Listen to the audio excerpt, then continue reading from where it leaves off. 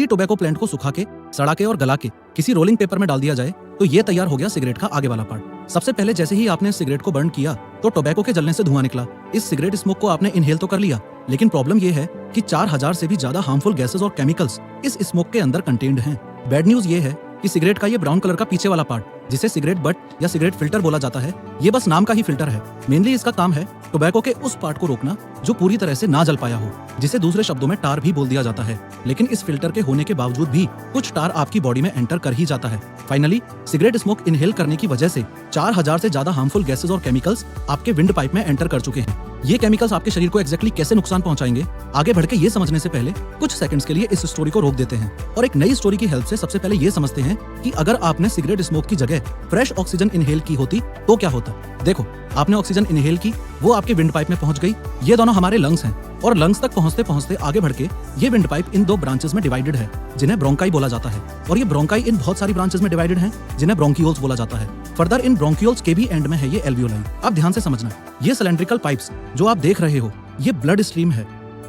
खास बात ये है कि ये ब्लड स्ट्रीम इस एल्वियोलाई से अटैच्ड है और इस एल्वियोलाई की बाउंड्री इतनी ज्यादा पतली होती है कि इस जंक्शन पे कार्बन डाइऑक्साइड ब्लड स्ट्रीम से एल्वियोलाई में आके शरीर से बाहर जा सकती है, और जो ऑक्सीजन जस्ट अभी हमने सांस के द्वारा इनहेल की थी वो एल्वियोलाई से इस ब्लड स्ट्रीम में आ सकती है।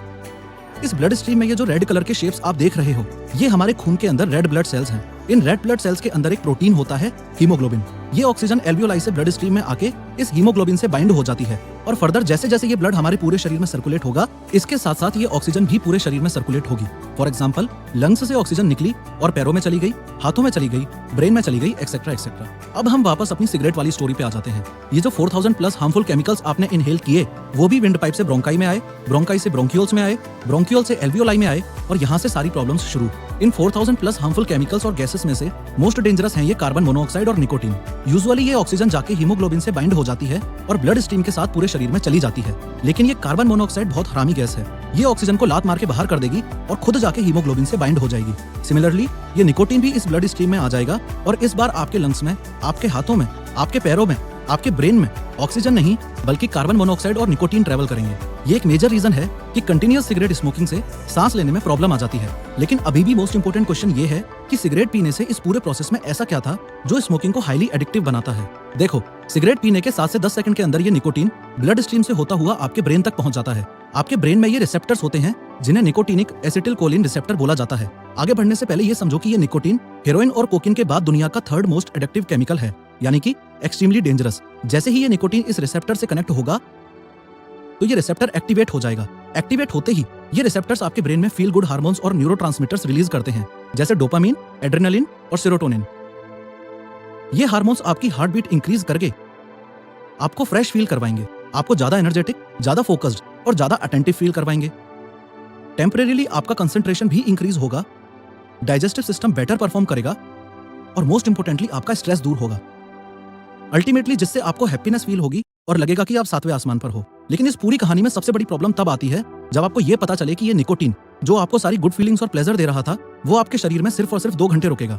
उसके बाद ब्रेकडाउन होकर लीवर में चला जाएगा और फर्दर मूत्र विसर्जन के द्वारा शरीर से बाहर चला जाएगा। अगर टेक्निकली देखा जाए तो जिंदगी में सिर्फ एक सिगरेट पीने से आपकी बॉडी पर कोई बैड इफेक्ट नहीं होगा, लेकिन इतिहास गवाह है कि 99.9% केसेस में आज तक कभी ऐसा हुआ नहीं कि किसी ने सिर्फ एक बार स्मोकिंग करके छोड़ दी हो। जैसे ही निकोटीन शरीर से बाहर निकला, फिर से क्रेविंग शुरू, आप फिर से सिगरेट पियोगे।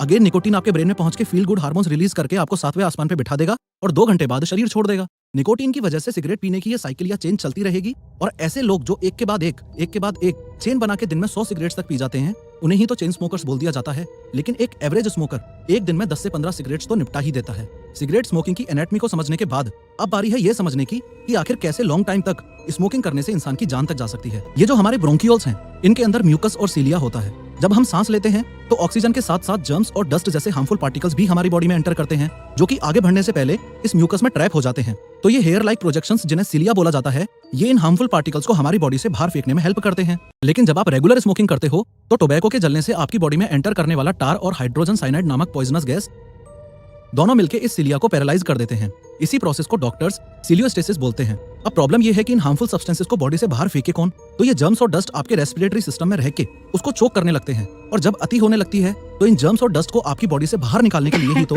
आप कफिंग करते हो, यानी कि खांसते हो।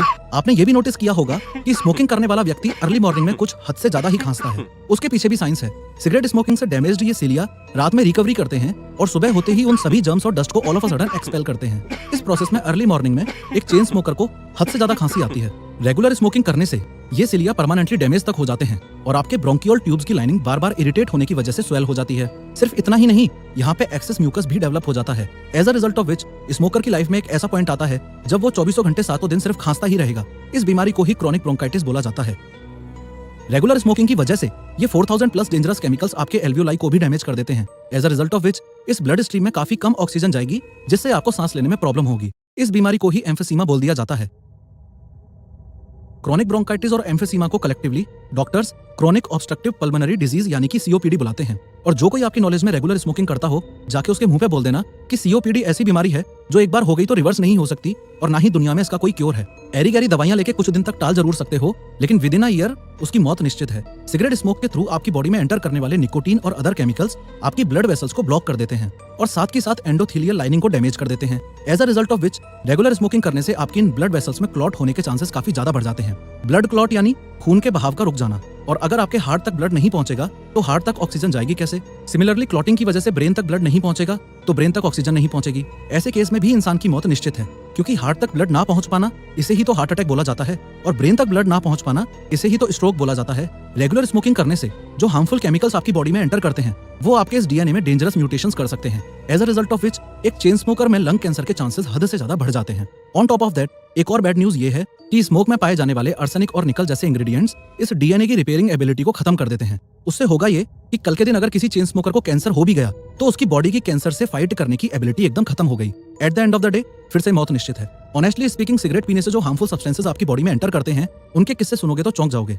सुनाऊं? चलो सुना देता हूँ। सबसे पहला है अमोनिया। ये वही सब्सटेंस है जो टॉयलेट क्लीनर्स और फ्लोर क्लीनर्स में यूज होता है। दूसरा है एथेनॉल, ये शराब में यूज किया जाता है। तीसरा है डीडीटी, ये कीड़ों को मारने वाली दवाइयों में यानी कि इंसेक्टिसाइड्स में यूज किया जाता है।